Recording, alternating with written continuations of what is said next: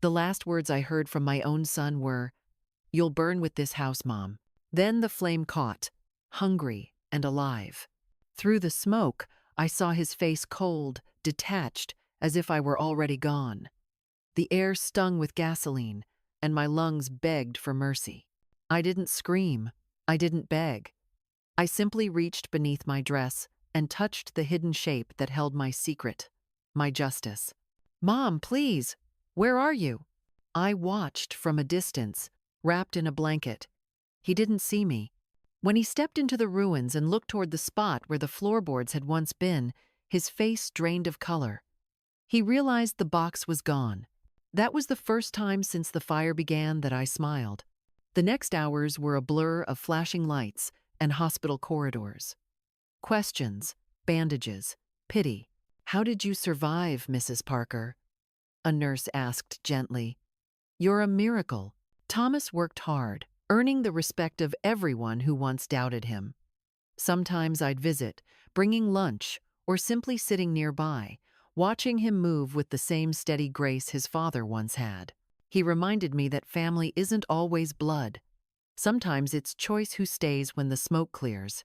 One afternoon, as we closed the shop together, Thomas looked at me and said, "You know, your husband would have been proud of you." I smiled. "And of you?" He shook his head.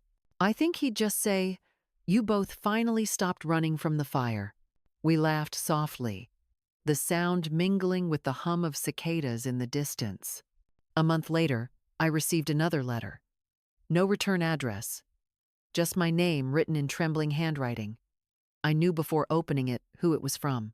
"Mom, I don't expect forgiveness, but I wanted you to know I've left town. I'm working in a small shop up north, fixing things like Dad used to. I'm not drinking anymore. I'm trying to be the man you raised, not the one I became. I still dream of the fire, but now when I see it, I hear your voice instead of my own.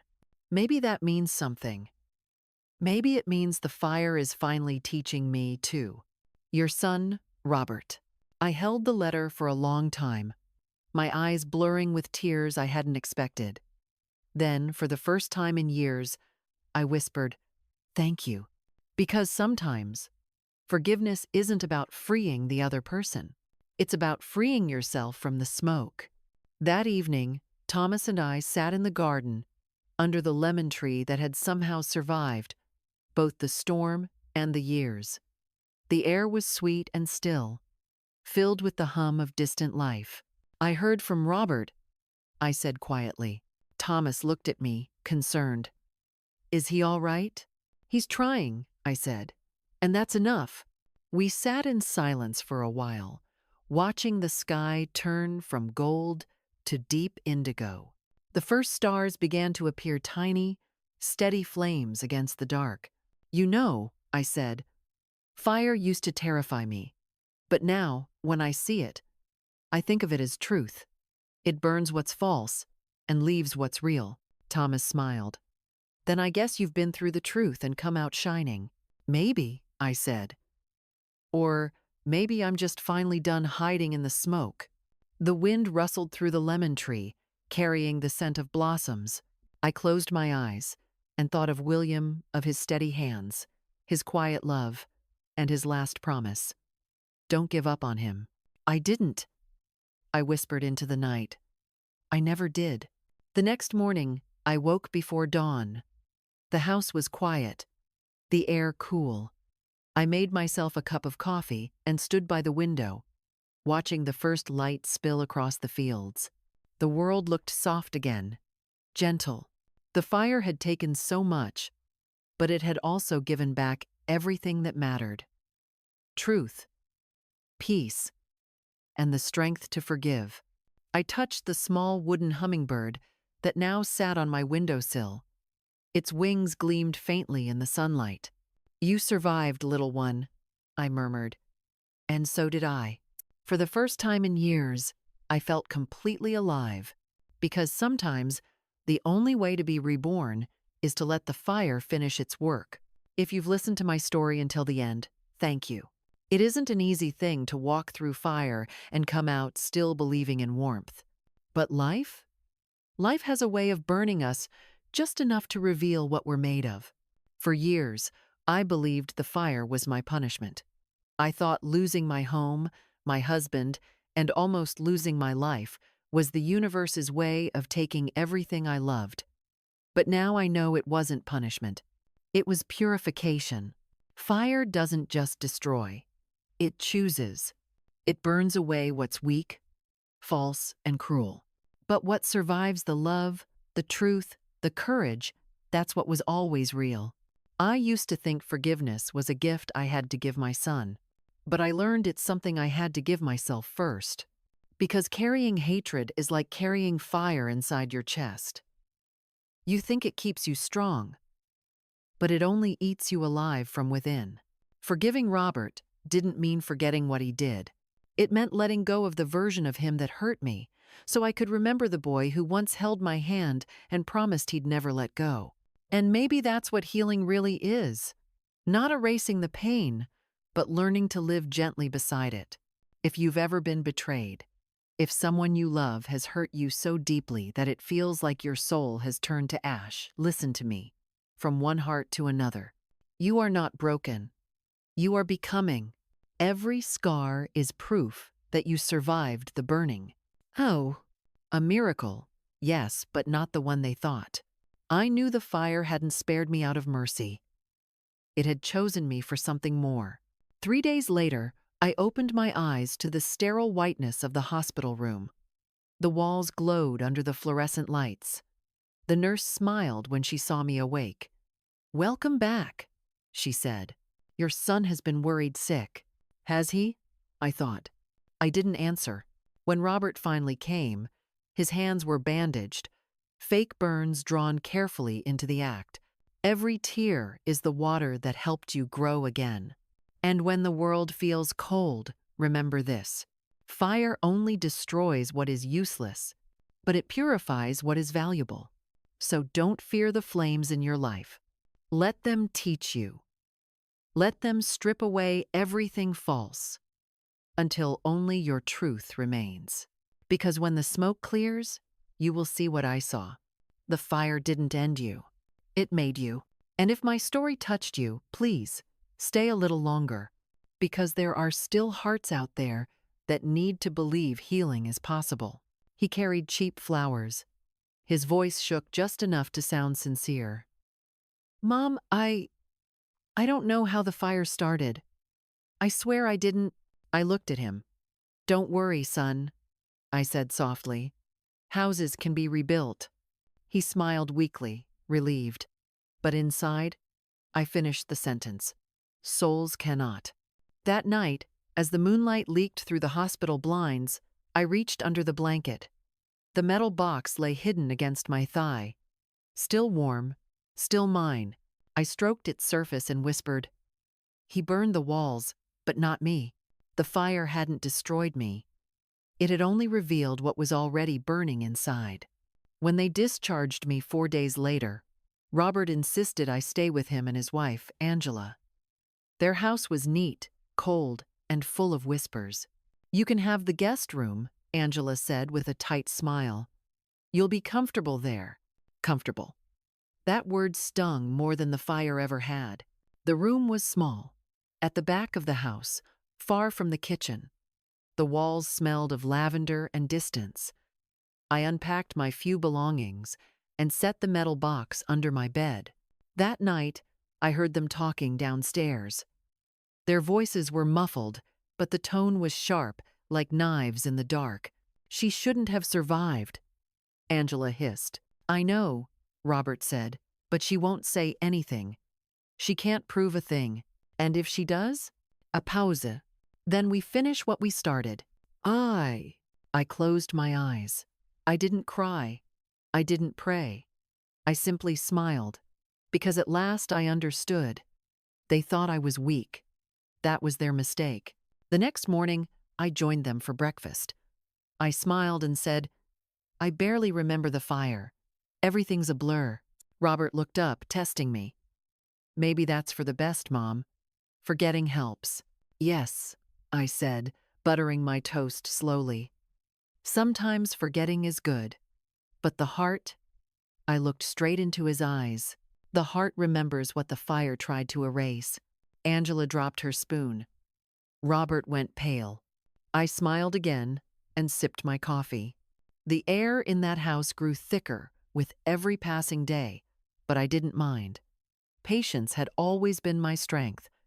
For 60 years, I'd learned that real fire doesn't rage, it waits. So I waited too. Every night, before I slept, I touched the box beneath my bed and whispered to the silence, "Soon." Because justice, like fire, burns brightest when the air runs out. They say a mother can feel when something dark begins to grow inside her child. But I didn't. Or maybe I did, and I just refused to see it. When Robert was born, he was perfect. Soft curls, clear blue eyes, and a laugh that filled our little house like sunlight. William cried when he first held him. He was a strong man, quiet and steady, yet that day he broke down in tears, whispering, "He's our second chance, Evelyn." For years our life was simple. William worked at the small auto repair shop down on Lincoln Street, and I sewed dresses for the ladies in town. We were poor, yes, but never unhappy. Every Friday, William brought home a loaf of fresh bread and a small jar of honey, the kind Robert loved. We'd eat by candlelight, pretending the flicker of the flame was a little celebration of all we had built. Those were the best years of my life. Robert grew up surrounded by warmth. He'd help me in the kitchen, chase butterflies in the garden, and sleep curled up on my lap while I hummed lullabies. He called me Mommy in that sweet, lingering way children do when they still believe mothers can fix anything. But somewhere, between childhood and manhood, something shifted. Maybe it started with pride, or envy, or simply the world whispering to him that being ordinary was the same as being nothing. He was 14 when he first told me he didn't want to end up like us. Before I tell you what happened that night, I just want to say thank you for listening. And please, stay with me till the end. I'm not staying in this town forever, he said, his voice filled with the kind of arrogance that didn't belong to a boy. I laughed softly, thinking it was just teenage talk. You'll see, Robert. There's peace in small things. He rolled his eyes. Peace is just what people settle for when they've failed. That sentence struck me deeper than I wanted to admit. William defended him, as fathers often do. He's got ambition, he said. That's not a bad thing. But I saw it. The way Robert looked at us sometimes with a quiet, restless disgust, as though our life was too small to contain him. He was 20 when William fell sick. The doctors called it heart failure, but I knew it was exhaustion. Years of grease, heat, and endless work had drained him. The day he collapsed in the shop, Robert didn't even visit the hospital. "I've got an exam tomorrow," he said over the phone. "Your father might not make it through the night," I told him. There was silence, then a sigh. "He's always been dramatic, Mom. He'll be fine." He wasn't. William died at dawn, while I held his hand. His last words were not about me, nor about heaven, but about Robert. "Don't give up on him," he whispered. "He's lost, but he's still our boy." That night, I realized love can break your heart and still leave enough of it to keep loving. At the funeral, Robert arrived late, wearing a new suit I'd never seen. His hair was slicked back, and his sunglasses hid his eyes. While the neighbors wept and I struggled to breathe, he stood by the casket checking his phone. After the burial, he didn't come home. Instead, he met with the lawyer to discuss William's assets. I overheard him arguing, his voice echoing through the corridor. "The house is half mine. I'm his son." When I told him gently that the house was in both our names, his face hardened. "That's not fair. You're old, Mom. What are you going to do with it?" "This isn't just a house, Robert," I said softly. "It's the life your father built." He didn't speak to me for weeks after that. When he finally returned, he wasn't alone. Angela came with him. From the first moment I saw her, I knew. There are women whose smiles are like knives, sharp, glittering, and meant to cut. Angela had that kind of smile.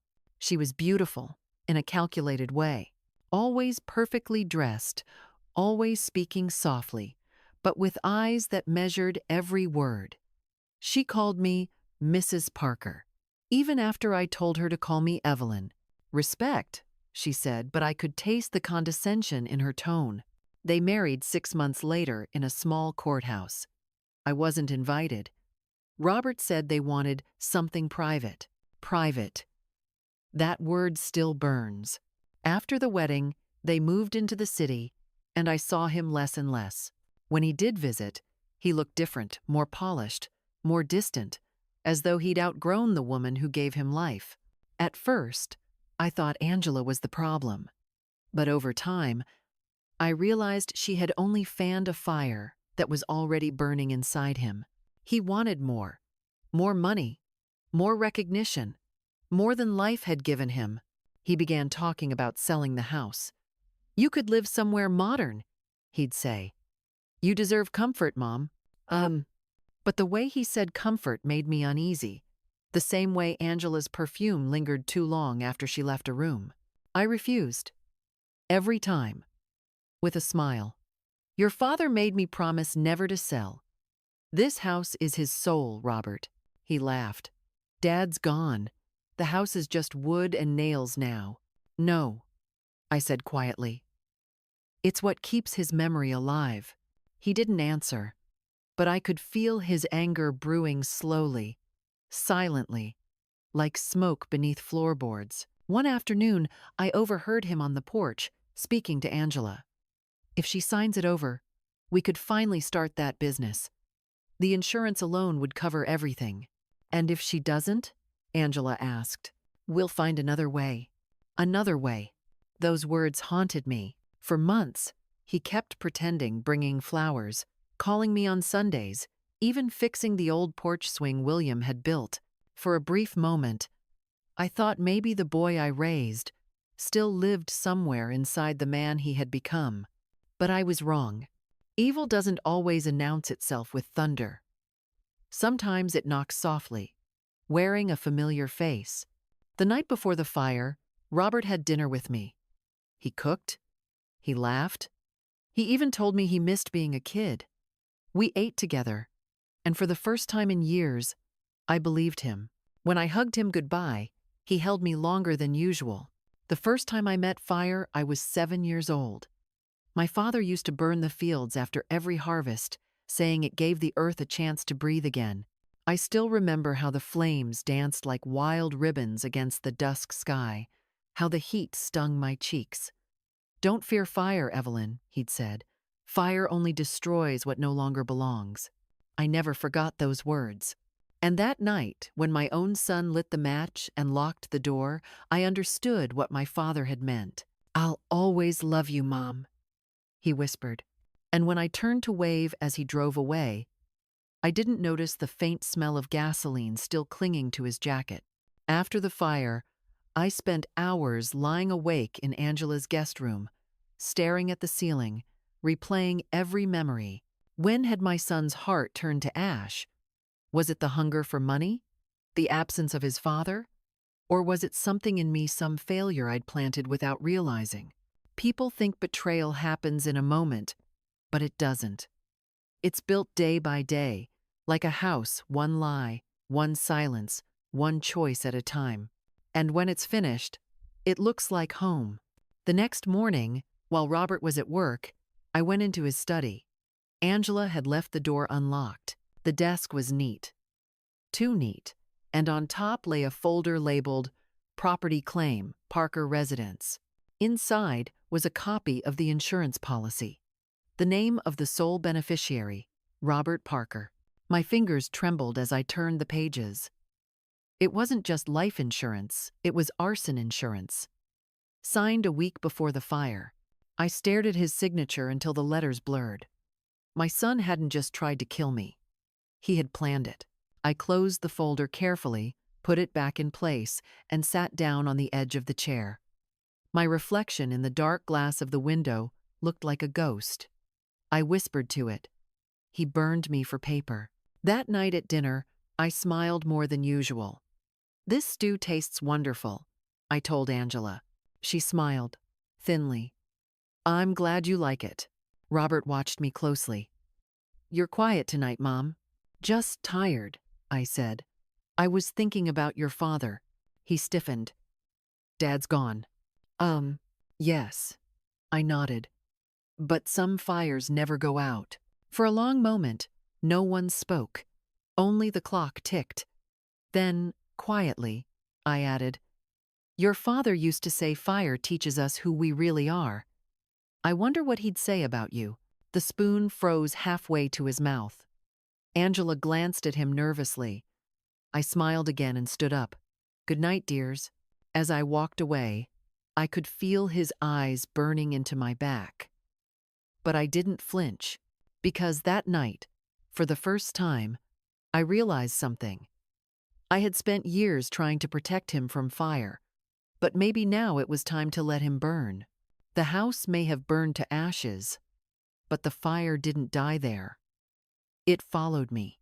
It lived in every corner of Angela's quiet kitchen, in every strained "good morning" from Robert, in every glance that lingered too long and said too much. I learned to play my role perfectly: the harmless old mother, the woman too fragile to remember, the one who smiles politely, who eats her breakfast slowly, who forgets things on purpose. People underestimate silence. They think it means surrender. But silence, when held long enough, sharpens like a blade. I began watching everything.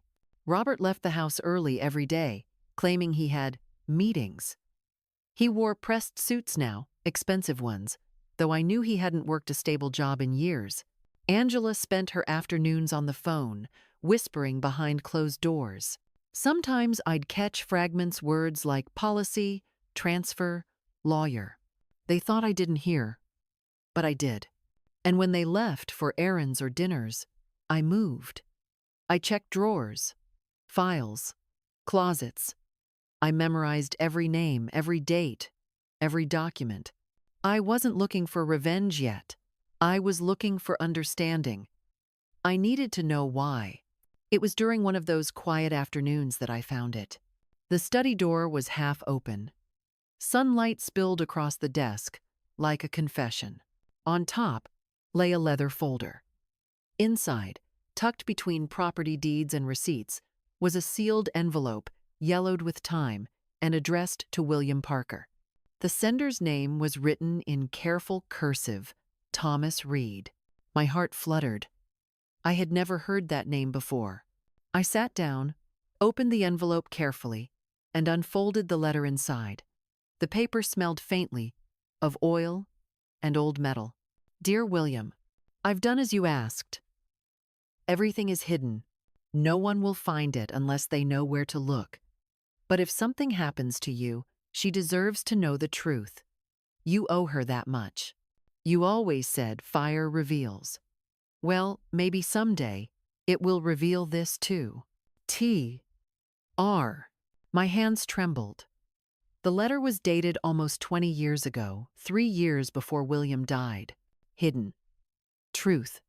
Fire. The words crawled through my mind like embers. Fire wasn't my punishment. It was my calling. The curtains caught first. I could hear the soft whoosh as they ignited, and then the sharp crackling, like bones breaking under heat. My legs trembled, but I didn't panic. Panic wastes air. I wrapped a wet towel around my mouth, dropped to my knees, and began crawling toward the back room. The smell of gasoline was so thick, it felt alive. Every breath burned. The wallpaper peeled away like skin. What had he hidden from me? And who was Thomas Reed? That night, as I lay awake, I couldn't stop hearing William's voice in my head.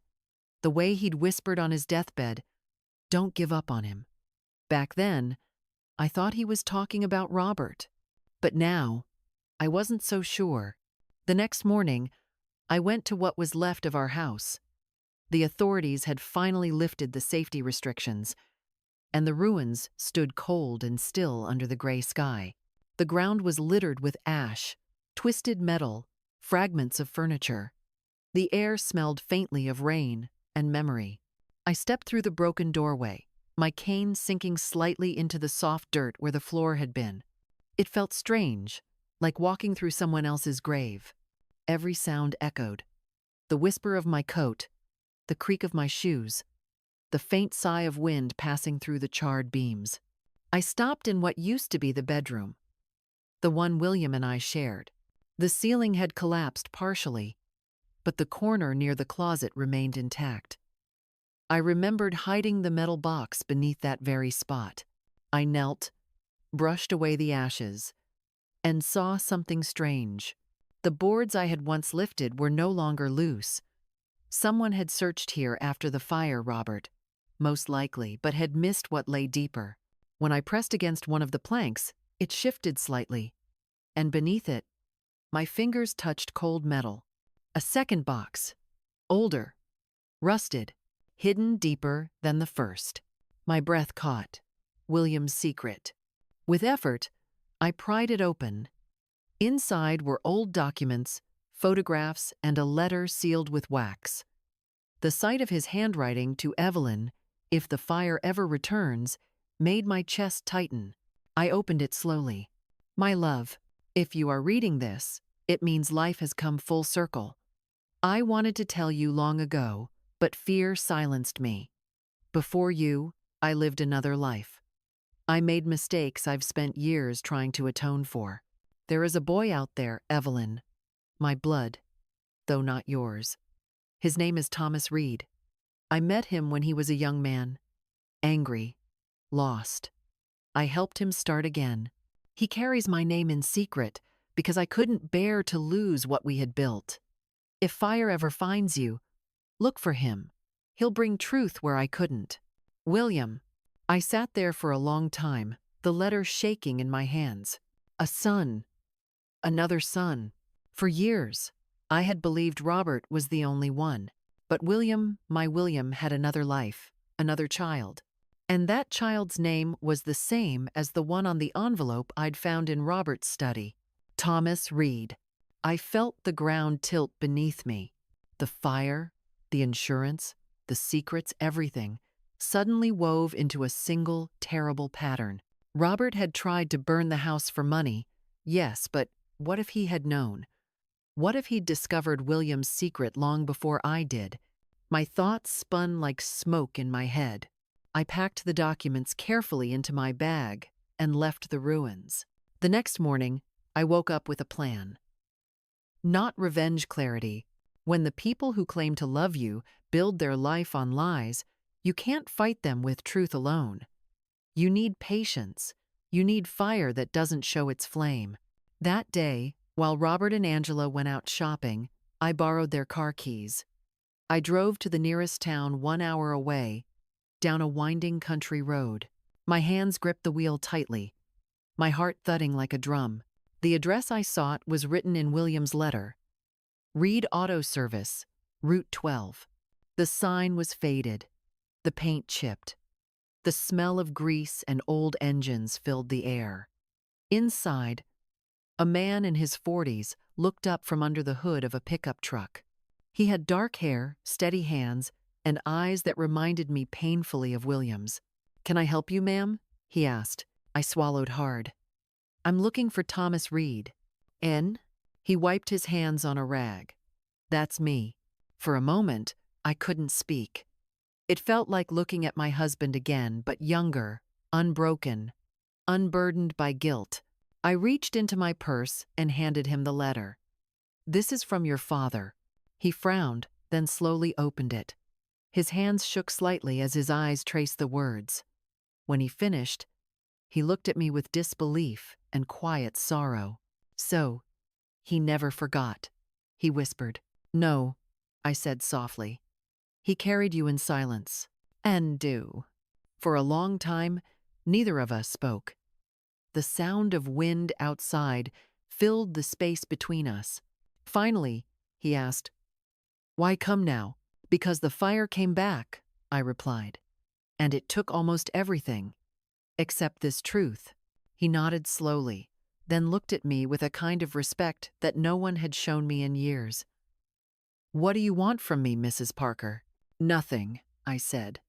"Only to set things right." He hesitated, then extended his hand. "Then, let's do that. Together." Through the haze, I saw the living room, the place where I'd once rocked my son to sleep, now devoured by orange light. It wasn't the flames that broke my heart. It was his eyes. Cold. Empty. A hatred I had never seen before. When the lock clicked behind him and the sound of his car faded into the night, something inside me broke, something I didn't even know could break after 60 years of living. But even in that moment, I knew I couldn't die. Not yet. I had one last thing to do. When I took his hand, it was warm, solid, like William's had once been. For the first time since the fire, I felt something I hadn't felt in years. Hope.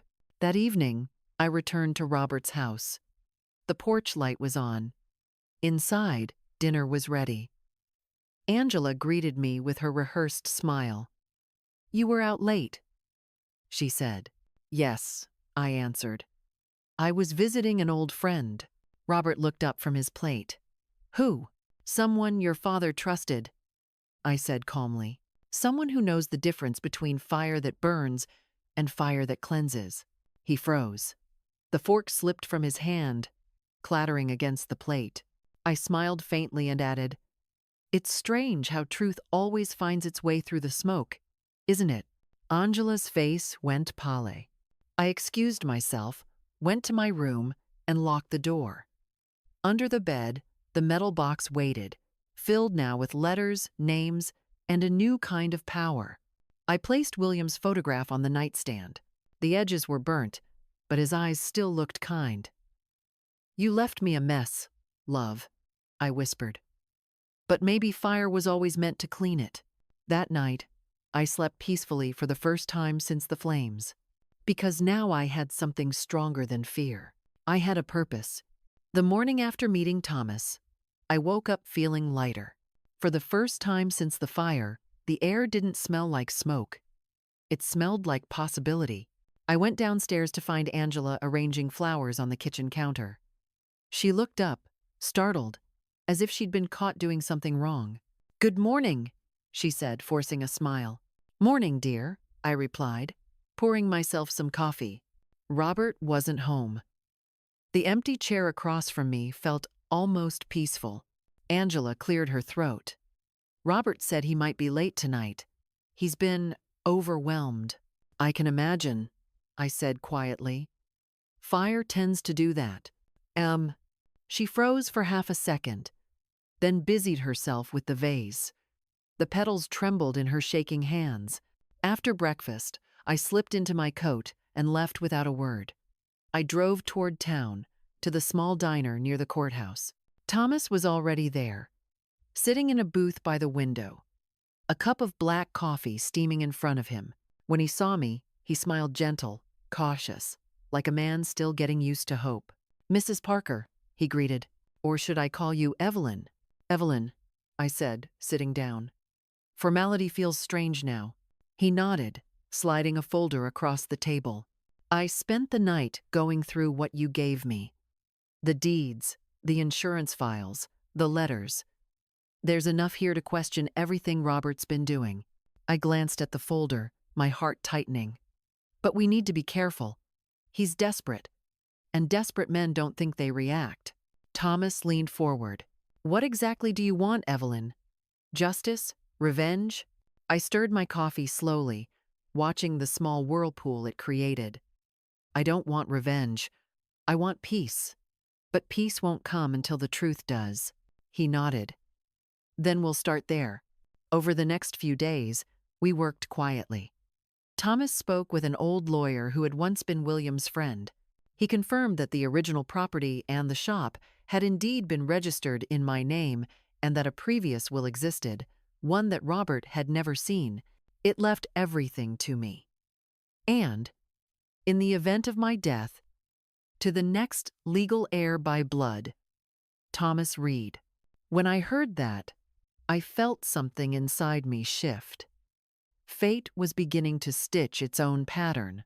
That afternoon, Thomas and I drove to what was left of the old repair shop. It stood abandoned, the doors rusted, the windows shattered. Dust floated through the air like ghosts. He ran his hand along the counter. "This is where he taught me everything," Thomas said softly. "How to fix engines, how to work with patience, how not to fear the fire in the forge." I smiled faintly. "That sounds like William. He spoke of you, you know," Thomas continued. "He said you had the kind of strength that doesn't show until it's needed." For a moment, I couldn't speak. The lump in my throat was too heavy. "I never knew," I whispered. "He carried so many secrets." Thomas turned toward me. "Maybe not secrets, Evelyn. Maybe protections." We cleaned the place that day, swept the floors, covered the broken windows, and made a list of what could be restored. The old sign still hung above the door. "Parker's Auto Repair." I traced the letters with my fingertips. "Maybe it's time to add another name," I said quietly. He smiled. "Reed and Parker?" "Or Parker and Reed," I teased. "We'll let fate decide the order." I reached the back room, the one my late husband, William, had built himself. The floor was uneven, the boards rough beneath my knees. Years ago, he'd handed me a small metal box and whispered, "If life ever turns dark, Evelyn, hide this. Don't open it until you have no other choice." For 30 years, I'd obeyed that promise. Tonight, it was time. The air shimmered with heat as I pried up the loose floorboard.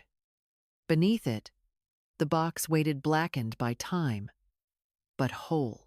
And that night, when I returned to Robert's house, I found him waiting in the living room. His expression was hard, his jaw clenched.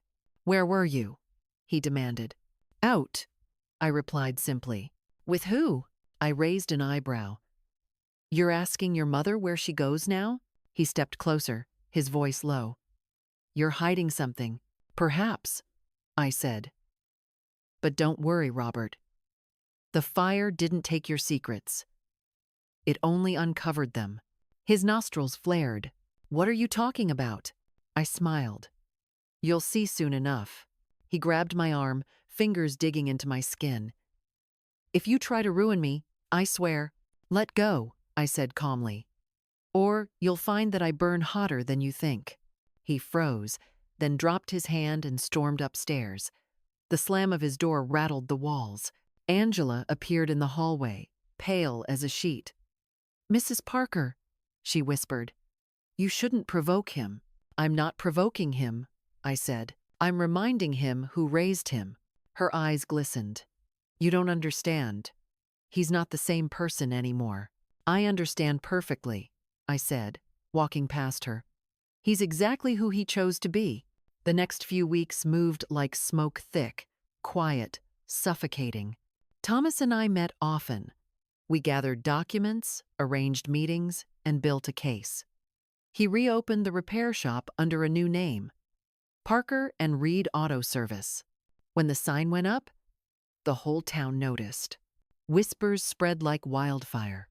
Some said William's legacy was being reborn. Others said a stranger had come to claim what was once his. Robert, of course, heard every rumor. One evening, he barged into the house, face red with fury. "What the hell are you doing?" he shouted. "Rebuilding the shop with some nobody?" "Not a nobody," I said evenly. "Your father's son." He froze. "What did you say?" "You heard me." I stood slowly, meeting his eyes. "William had another child. His name is Thomas Reed. And he's everything you're not honest, kind, and brave enough to face the fire instead of hiding behind it." Robert's mouth opened, but no sound came out. His face drained of color. "You're lying," he finally muttered. "You're insane." "Am I?" I asked softly, walking toward him. "Then why does his name appear in your father's letters? Why did you try to destroy the house before anyone could find the proof?" He backed away. You don't know what you're talking about." "Oh, I know exactly what I'm talking about," I said, my voice steady. The difference is, now others will too. Angela's hand flew to her mouth. She looked at me with wide eyes, then at Robert, realization dawning. You knew, she whispered to him. You knew about this. Shut up, he snapped. I watched him with a strange calmness. The fire you started didn't kill me, Robert. It lit me. He stormed out, slamming the door so hard the window panes rattled. Angela stood frozen for a moment before whispering, Is it true? Yes, I said. And it's time everyone knows. The next morning, Thomas came to pick me up. It's spreading, he said, handing me the newspaper. The headline read, Reed and Parker Auto Service opens reviving a town legacy. Beneath it was a photograph of the shop, Thomas standing proudly in front of it. That should shake him, I said, folding the paper. Are you sure you're ready for what comes next? Thomas asked. I looked out the window at the quiet streets of our town. The same streets that had watched me lose everything, and now watch me rise from the ashes. I've been ready since the night he lit that match, I said. That evening, Robert returned again. His eyes were bloodshot, his voice trembling with rage. You've turned everyone against me, he hissed. Do you think people will believe some bastard over their own neighbor? I don't need them to believe, I said. I just need the truth to breathe. He laughed bitterly. You always thought you were stronger than me. No, I said. I thought you were better. The silence that followed was colder than any winter night. He leaned in close. If you keep this up, I'll make you regret surviving that fire. I met his gaze. You can't burn what's already turned to flame. He stared at me for a long moment, then left without another word. When the door closed behind him, I exhaled slowly, my hands shaking. I wasn't afraid anymore, but I could feel the storm building. Later that week, Thomas and I went to see the town lawyer. We laid out everything: letters, insurance forms, property titles. The lawyer listened quietly, then nodded. Legally, you have the upper hand, he said. But I'll warn you, when truth threatens pride, pride fights dirty. My hands shook as I lifted it. The metal burned my fingers, but I didn't let go. Inside were papers, photos, letters, and one secret that could change everything. I wrapped it in my scarf, tucked it under my dress, and stood up just as a beam from the ceiling cracked and fell beside me. Sparks scattered across the rug like angry insects. The fire roared, but I wasn't afraid anymore. I made it to the window, unlatched it, and jumped. I've lived through dirtier things than pride, I said. When we left the office, the sun was setting. The light poured across the street in deep orange hues, painting everything in the color of fire. Thomas looked at me, his expression thoughtful. You're not afraid of him, are you? No, I said softly. I'm afraid of what he's already become. He nodded. Then we keep going. That night, as I sat alone in my room, I opened William's letter again. The paper was worn now, the ink fading. I traced the words with my fingers. If fire ever finds you, look to him. I smiled faintly. I did, William, and he found me too. The flames that had once destroyed my life had now given it purpose. And I knew the next fire wouldn't burn my house. It would cleanse my name. The first sign of his desperation came in an envelope. Angela brought it to me one morning, her hands trembling. This came for you, Mrs. Parker, she said, avoiding my eyes. I took the letter and already knew, before opening it, what waited inside. The air itself felt heavy, like a storm that had been holding its breath for too long. It was a court notice. Robert was suing me. According to the document, I was mentally unfit to manage my assets and had been coerced by an outsider, Thomas Reed, into relinquishing control of the estate. I laughed, not the bitter laugh of defeat, but the low, steady laugh of someone who's already seen the fire coming and built her shelter in advance. Is this his idea of control? I whispered. Angela looked frightened. He's been different lately, she said. He doesn't sleep. He talks to himself. He said you're going to ruin him. I'm not going to ruin him, I said softly. He already did that himself. That afternoon, I met Thomas at the shop. He was under the hood of an old Chevy, his hands covered in grease, his expression calm. When I handed him the notice, his jaw tightened. "So it's begun," he murmured. "Yes," I replied. "He's dragging me to court." Thomas wiped his hands and looked at me seriously. "Then we'll go too, but not as victims." He was right. I was done being the quiet mother, the forgiving one. Robert had set fire to my house once this time. I would burn the lies instead. We spent the next 2 weeks preparing. Every document, every letter, every photograph went into a single brown folder. The original property deed in my name, William's handwritten confession, the letter revealing Thomas as his firstborn son. The lawyer, an older man named Harrison who had known William years ago, reviewed the evidence and nodded. "It's more than enough," he said. "But be ready, he'll use everything he can to humiliate you." "I've already been burned alive," I told him. "There's nothing left to humiliate." The day of the hearing arrived, gray and windless. I wore a simple navy dress and carried my cane, though I didn't really need it. The courthouse smelled of paper, dust, and old secrets. Robert was already there when I entered. He stood tall, wearing a tailored suit and that same hollow expression he had worn at his father's funeral. His lawyer sat beside him, whispering instructions. He didn't look at me. He couldn't. Angela sat behind him, pale and restless. Her eyes darted between us like she was watching a slow, inevitable disaster. Thomas stood next to me, calm and composed.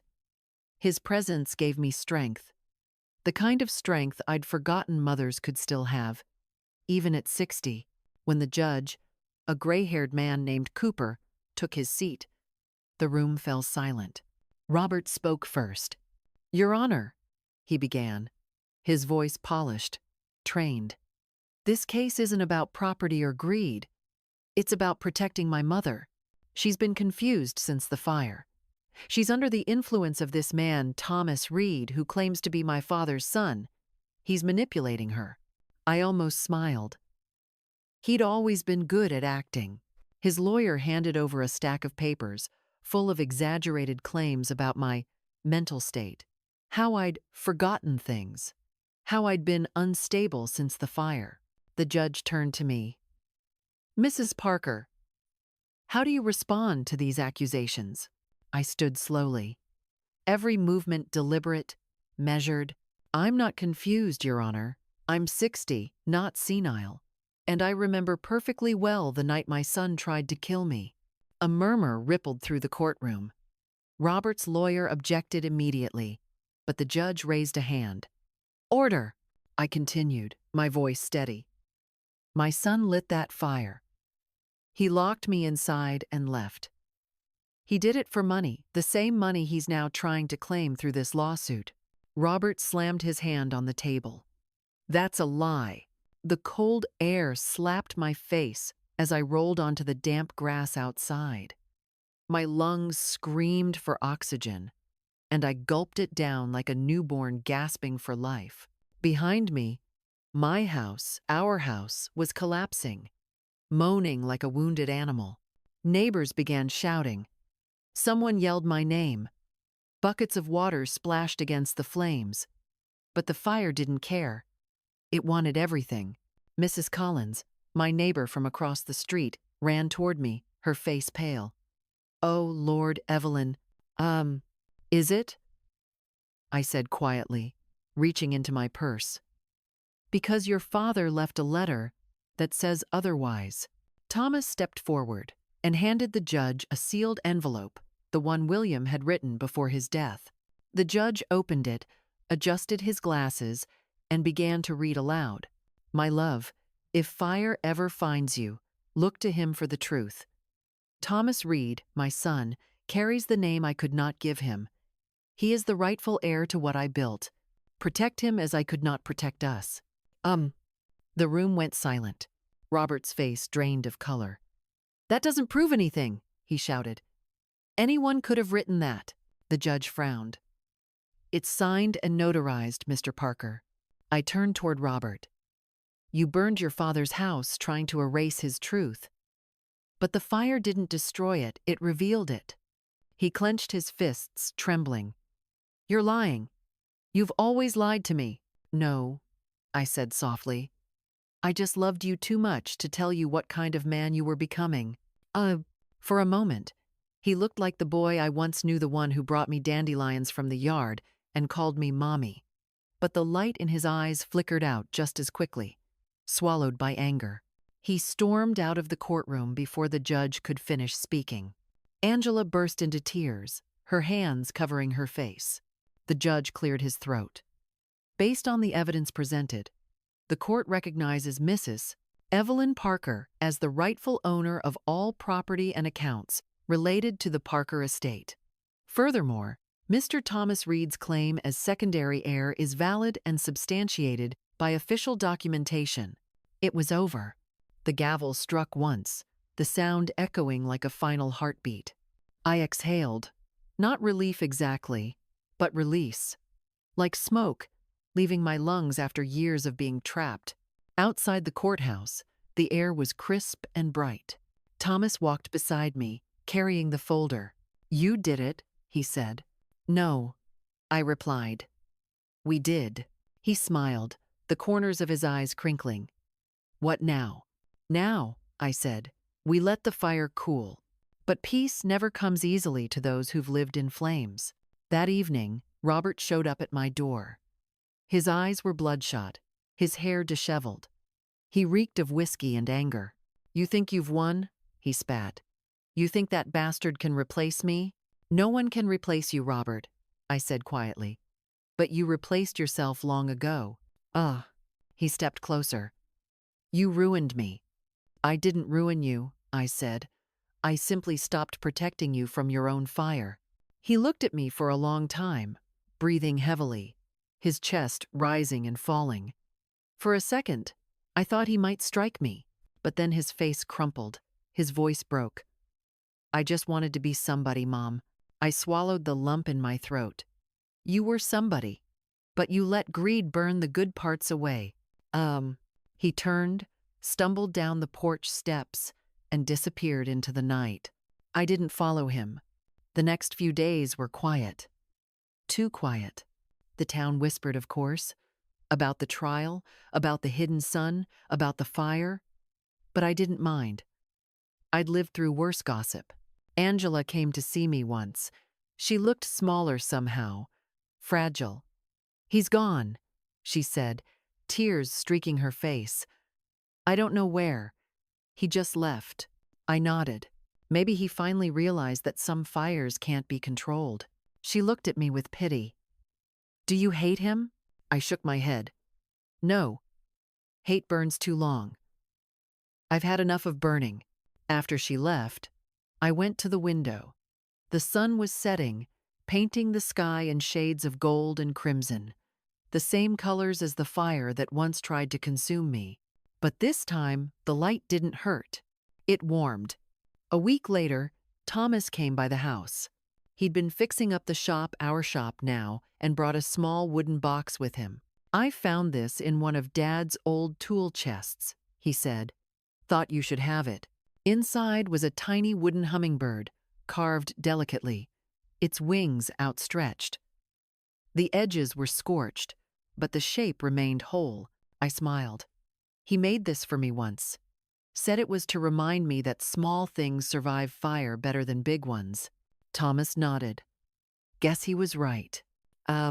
We sat on the porch as evening fell, sipping tea, watching the lights flicker on across town. The fire had taken almost everything, but it had also given me back something I thought I'd lost forever: truth. And in that truth, I found peace. Still, I knew the story wasn't finished. Fire doesn't just destroy it. Circles back, testing the ashes, seeing what dares to rise again. What happened? An accident. I lied. The gas line. I think it burst. My voice trembled, but my eyes stayed dry. No one suspected. No one even looked toward my son's empty driveway. It took nearly an hour for the fire department to kill the flames. When it was over, all that was left of my home was a black skeleton, charred wood, and memories turned to ash. Robert, my son, arrived later. He came running, pretending to be desperate, shouting my name like an actor on a stage. "Mom," I whispered into the night, "if you ever find your way back, Robert, may it be as the boy I once knew, not the man the fire made you." The wind carried my words away, gentle and forgiving. For the first time in years, I slept without fear of smoke. I thought the story was over after the trial. But the truth is, some fires don't die just because the flames go out. They smolder quietly, waiting for the wind. It was 3 weeks after the verdict when I saw him again. I was sitting on the porch, mending an old quilt, when Mrs. Collins from across the street came rushing over.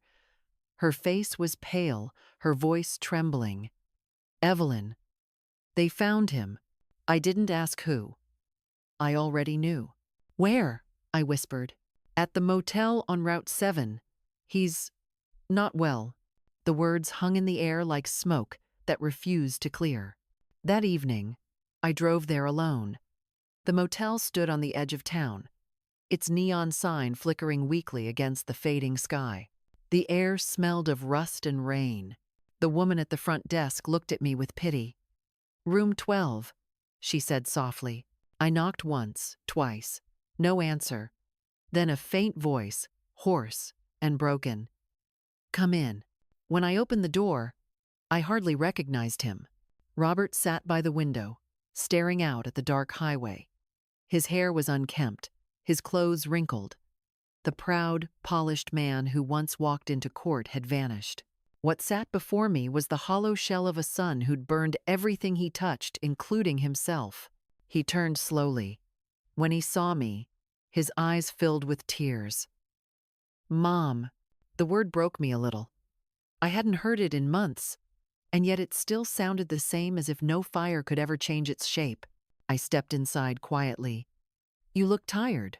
He laughed, a weak, bitter sound. "You could say that. I haven't slept. I haven't eaten much either." Why?" I asked gently, though I already knew. "Because I see it every night," he said, his voice shaking. "The fire. You in the window. The match in my hand.